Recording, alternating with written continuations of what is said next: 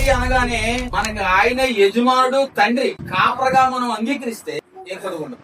ఇంకా కొదువులు ఉన్నాయి అంటే కాపరగా అంగీకరించలేదని అర్థం. అసలు ఈ కాపర అనేది ఇప్పుడు భాషలో రహ అంటారు. ఇప్పుడు కాపర అనగానే మనకు అర్థమైపోద్ది. కాపర ఏం చేస్తాడు?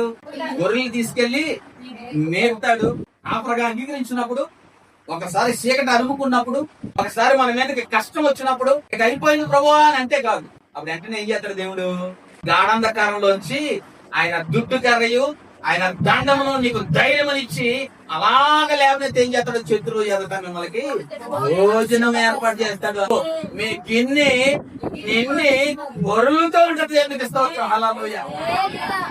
నూనెతో మీ తలాంటి లోకాక్షేమల వస్తూ నిత్యము ఆయన సన్నిధికి ఇస్తారట. దేవునికి యెహోవా తండ్రి నువ్వు నా కాపురమని మన నోటుతో మామూలుగా అడిగిన పూర్తిగా ఆధారపడితే నడిపిస్తాడు, నాకు తినిపిస్తాడు, నా చెయ్యి పట్టి నడిపిస్తాడు, ఆయనే సమస్త కార్యములు జరిగిస్తాడు.